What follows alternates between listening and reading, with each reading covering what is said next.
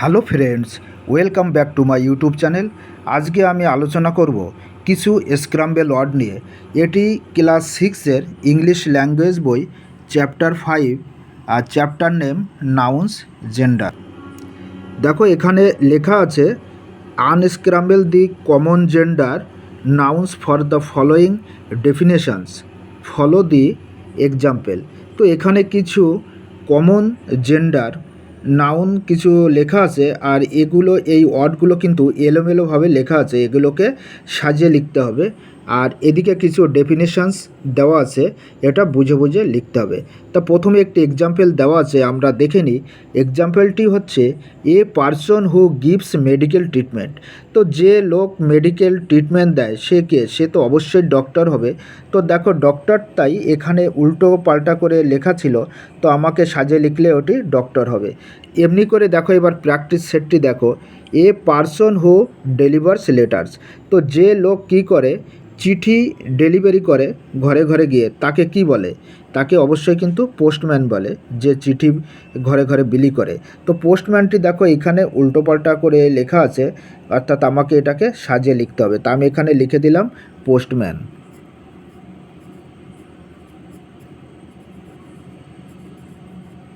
Postman লিখে দিলাম। তারপরে দেখো নেক্সট সেন্টেন্সটি আছে one who lives next door.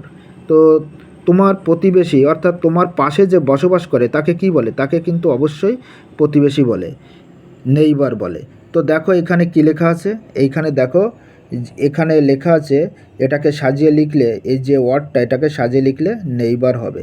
তো আমি এখানে নেইবার লিখে দিলাম।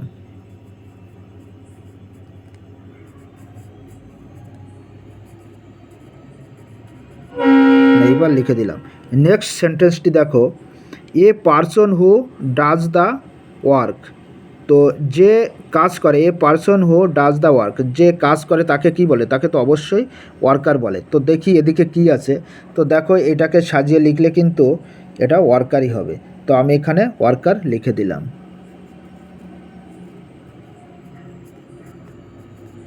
ওয়ার্কার লিখে দিলাম। নেক্সট সেন্টেন্সটি দেখো ওয়ান হু প্লেস স্পোর্টস। তো যে খেলা করে তাকে কি বলে? তাকে অবশ্যই প্লেয়ার বলে। তো দেখি এদিকে কি আছে। তো দেখো একে সাজিয়ে লিখলে অবশ্যই কিন্তু প্লেয়ার হবে। তা আমি এখানে প্লেয়ার লিখে দিলাম। প্লেয়ার লিখে দিলাম। নেক্সট সেন্টেন্সটি দেখো কি আছে ওয়ান হু অর্গানাইজেস সাম ইভেন্টস। যে কি করে? কোনো ইভেন্টের, কিছু ইভেন্টের অর্গানাইজ করে তাকে কি বলে? তাকে তো অবশ্যই অর্গানাইজার বলে।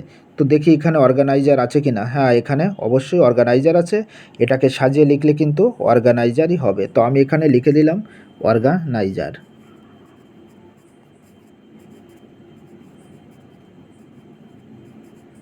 অর্গানাইজার লিখে দিলাম। নেক্সট সেন্টেন্সটি দেখি সামওয়ান হু সেল থিংস। তো যে কোনো কেউ, যে কোনো একজন কী করছে? যে জিনিসপত্র বিক্রি করে তাকে কি বলে? তাকে কিন্তু অবশ্যই সেলসম্যান বলে। তো দেখি এদিকে কি সেলসম্যান আছে, আমি দেখে নিচ্ছি। তো এখানে সেলসম্যান আছে, আমি সেলস পারসন আছে। তো আমি এখানে সেলসম্যান নয়, এখানে সেলস পারসন হবে।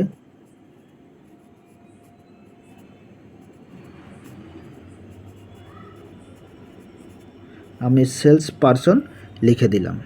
তারপরে দেখো এখানে কি আছে পারসন হু রাইটস পোয়েম। তো যে পোয়েম লেখে তাকে কি বলে? সে তো অবশ্যই পোয়েট হবে। তো দেখো এখানে কি আছে, একে সাজিয়ে লিখলে এটা কিন্তু পোয়েটই হবে। আমি এখানে পোয়েট লিখে দিলাম।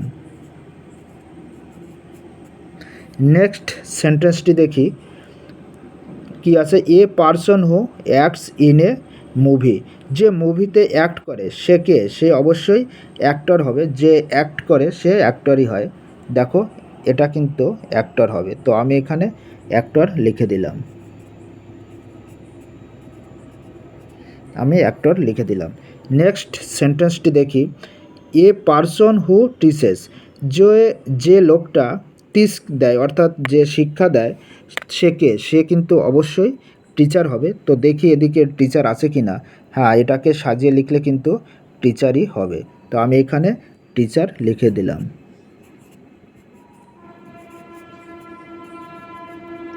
এবার লাস্ট সেন্টেন্সটি দেখি, মাই আঙ্কেলস সান।